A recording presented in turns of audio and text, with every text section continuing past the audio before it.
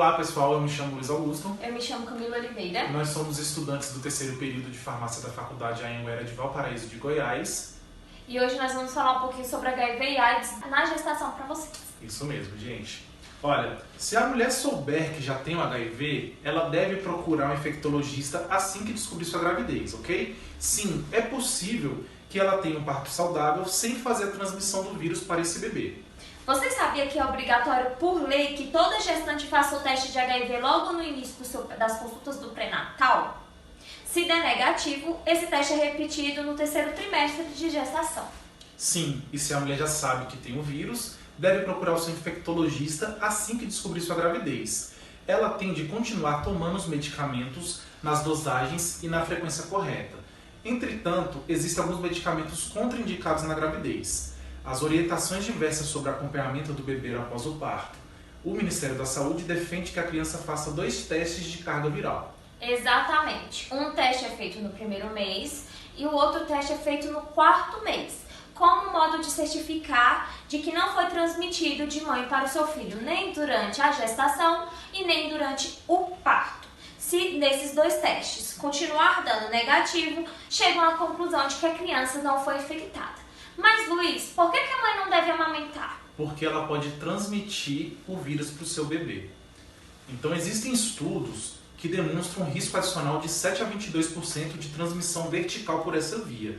A gestante recebe a medicação para a inibição da lactação e o Ministério da Saúde fornece a fórmula láctea para esse recém-nascido. Agora eu vou falar um pouquinho de dados para vocês. O bom é que o cenário vem melhorando contra a transmissão vertical, ou seja, quando a mãe passa a doença para o filho durante a gravidez. Segundo o Ministério, entre 2013 e 2014, o diagnóstico de HIV e AIDS nos menores de 5 anos de idade diminuiu 9,7%, de 3,1 para 2,8 por 100 mil habitantes. Analisando já no período de 2002 a 2014, a queda nessa faixa etária foi de 58,2%, ou seja, bastante significativo, né, Luiz? Exatamente. Então nós convidamos e nós recebemos a participação especial da doutora Halina Prado. Ela é ginecologista e obstetra. Olá, sou a doutora Halina Prado, sou ginecologista obstetra e venho a convite hoje para falarmos sobre uma doença chamada AIDS e como ela atinge nossas mulheres gestantes. Bom, no diagnóstico da doença. O diagnóstico da doença, é importante que você faça a anamnese, o exame físico, o exame laboratorial. Mas se a paciente chega, aquela gestante chega assintomática no início da doença, ela realmente, a anamnese não vai ajudar muito. Normalmente nós vamos investigar e tudo se o paciente chega com um histórico de emagrecimento, linfonodo palpável, diarreia e pode-se pensar na possibilidade. Mas os exames laboratoriais da gestação já estão incluídos a sorologia para HIV. Então, é importante que faça o diagnóstico, essa avaliação, o diagnóstico diferenciado na paciente.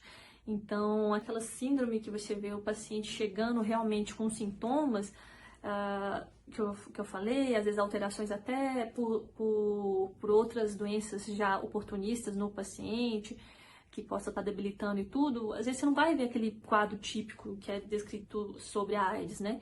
Normalmente, a maioria das vezes, você pega a sintomática. A maioria das vezes que eu peguei no meu consultório, nenhum chegou para mim como o próprio aidético mesmo, o próprio paciente daquele jeito, debilitado. A maioria que chegou comigo, que teve diagnóstico de AIDS, normalmente são assintomáticas. Então, normalmente você tem que pedir os exames complementares, os exames laboratoriais. Então, essas lesões que aparecem para você verificar, que você suspeita, você solicita, né, o exame. Mas aquelas doenças, aquelas alterações de pele e tudo, até o que eles falam, o sarcoma de Kaposi, ele não é muito comum na mulher, é mais comum no homem.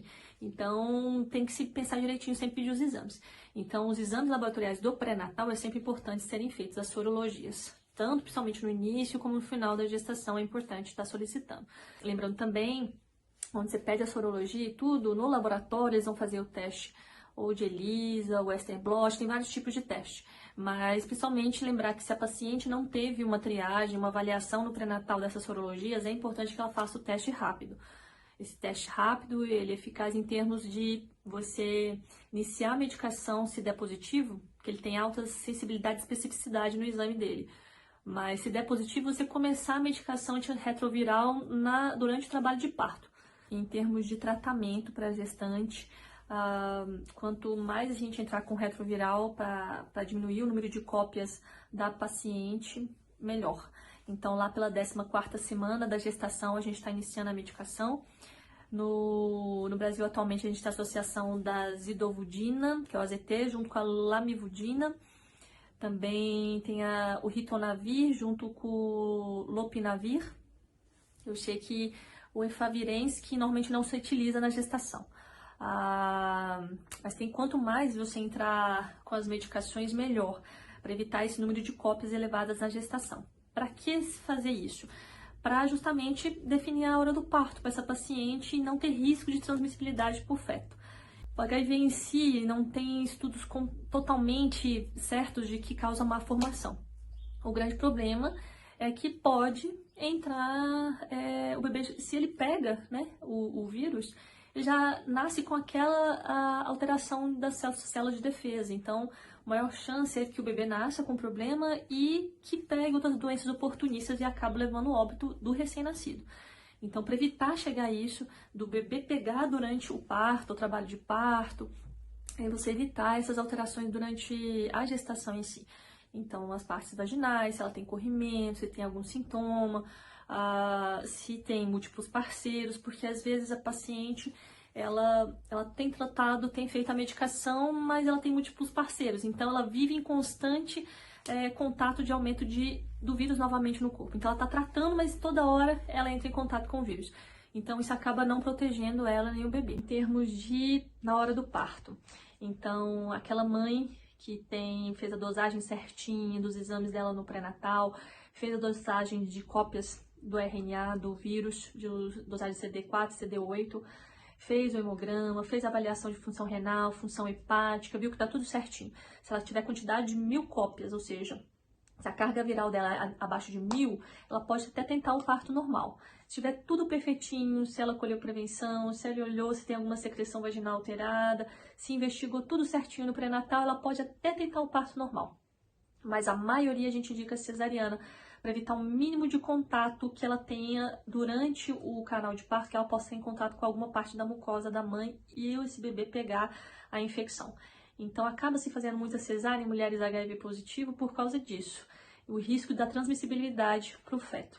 A paciente entrou na maternidade, independente se ela fez o tratamento antirretroviral durante a gestação certinha, ela vai ter dose de AZT para tratamento, para profilaxia.